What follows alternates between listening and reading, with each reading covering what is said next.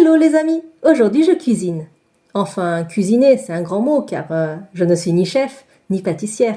Juste une maman, un peu flemmarde, mais qui veut quand même faire des trucs sympas de temps en temps. Et quoi de mieux qu'un crumble? C'est un dessert super facile à faire et en moins d'une demi-heure de préparation. Alors, avant que vous ne me demandiez, mais Coco, ta chaîne, ce n'était pas une chaîne sur l'art? Eh bien, je pense que si. Cuisiner, c'est aussi de l'art. Parce que pour moi, l'art, c'est quelque chose qu'on apprécie avec les sens. Et les plats, ce qu'on mange, on les apprécie avec notre goût et notre odorat. Et même parfois avec la vue et le toucher pour la présentation et la texture. C'est un art très complet. Et même si je ne maîtrise pas l'art culinaire à la perfection, je pense qu'il a sa place sur ma chaîne. Et puis, dans le doute, juste pour ne pas rester hors sujet, je vais dessiner à la fin de ma vidéo. Vous verrez. Et puis, c'est bon les crumbles, donc rien que pour ça, vous devriez rester. Bref, chez moi, on aime les crumbles pomme banane. Donc, je prépare les fruits en les découpant un peu à l'arrache. Pas besoin de faire de jolis cubes ou de tranches. De toute façon, avec la chaleur du four, une fois cuit, ce sera un mode compote. Donc voilà, hop hop hop, et on coupe en mode sauvage. La douceur de la banane se marie parfaitement avec le léger acidulé de la pomme. Et ça rend le crumble super fondant à l'intérieur, tout en restant croustillant sur le dessus. Vous pouvez ajouter une pincée de cannelle ou de muscade pour relever le goût si vous voulez, mais moi je mets rien parce que j'ai pas acheté tout ça. D'ailleurs, question, depuis quand vous connaissez le crumble, vous? Moi, je l'ai découvert assez tard dans ma vie. Je devais avoir 22, 23 ans. J'étais invitée chez une amie qui faisait les meilleures tartiflettes que je n'ai jamais goûtées. Et elle avait préparé pour le dessert un crumble, aux pommes. Et ça m'a surprise car c'était super bon. Elle m'a donné la recette et comme c'était facile, j'ai essayé chez moi. Et puis depuis, c'est devenu une habitude d'en faire. Donc voilà. Là, c'est pour 6 personnes, 5 pommes, 5 bananes. Et pour la partie croustillante, je fais les proportions simples, un tiers de chaque. Donc là, je mets 150 g de farine. Je n'aime pas trop quand c'est sucré, donc j'ajoute un peu moins de sucre, 110 g.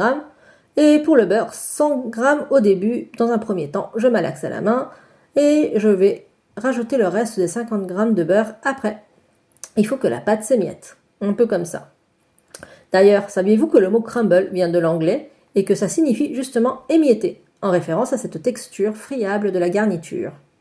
Il paraît que le crumble tel qu'on le connaît aujourd'hui vient du Royaume-Uni et qu'il est apparu pendant la Seconde Guerre mondiale. À cette époque, le rationnement alimentaire était strict et les ingrédients pour les desserts traditionnels comme la pâte brisée étaient limités.